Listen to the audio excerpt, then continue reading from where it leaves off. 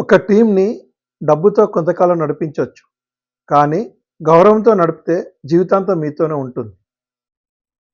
నమస్కారం లెజెండ్స్. ఒక చిన్న రిక్వెస్ట్.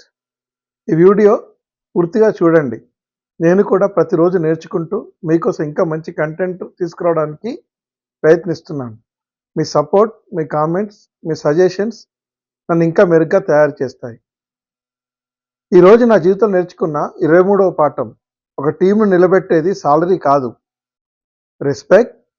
సాలరీ ఒక ఉద్యోగాన్ని ఇవ్వచ్చు, కానీ రెస్పెక్ట్ మాత్రం ఒక బలమైన టీంని నిర్మిస్తుంది. లీడర్ అంటే ఆదేశాలు ఇచ్చేవాడు కాదు, అందరి విలువను గుర్తించేవాడు. ఒక మంచి లీడర్ తన టీం చేసిన చిన్న పనినైనా హృదయపూర్వకంగా అప్రిషియేట్ చేస్తాడు. తప్పు చేస్తే అందరి ముందు అవమానించాడు, పక్కకు తీసుకెళ్ళి నేర్పిస్తాడు. ఎందుకంటే తప్పు చేసిన మనిషికి అవకాశం ఇస్తే ఎంప్లాయ్ అవుతాడు, నమ్మకం ఇస్తే లీడర్ అవుతాడు. అందుకే రెస్పెక్ట్ ఉన్న చోటే ట్రస్ట్ పెరుగుతుంది, ట్రస్ట్ ఉన్న చోటే టీం బలపడుతుంది, స్ట్రాంగ్ టీం ఉన్న చోటే సక్సెస్ శాశ్వతం అవుతుంది. నేను కూడా ఇంకా నేర్చుకుంటూనే ఉన్నాను ఫ్రెండ్స్. కానీ ఒక విషయం మాత్రం గట్టిగా నమ్ముతాను. లీడర్ ఎదగాలంటే ముందు తన టీంని ఎదగనివ్వాలి. లీడర్ అంటే ముందు నడిచేవాడు కాదు, వెనుక ఉన్న ప్రతి ఒక్కరిని ముందుకు తీసుకెళ్లేవాడు. జీవితంలో మనం ఎన్నో చోట్ల పని చేయొచ్చు, కానీ మనల్ని గౌరవించిన వ్యక్తిని మాత్రం ఎప్పటికీ మర్చిపోలేం.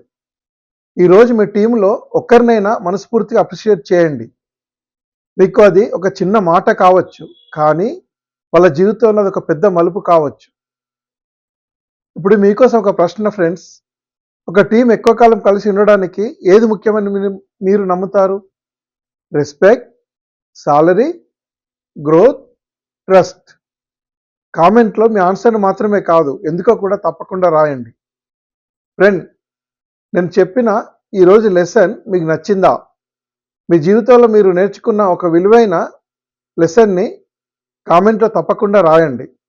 ఇన్స్టాగ్రామ్లో చూస్తే ఫాలో చేయండి, యూట్యూబ్లో చూస్తుంటే సబ్స్క్రైబ్ చేయండి. మన జర్నీ ఇప్పటికే మొదలైంది. మళ్ళీ రేపు మరో పవర్ఫుల్ లెసన్లో కలుద్దాం. చంద్ర, హీరో టు లెజెండ్.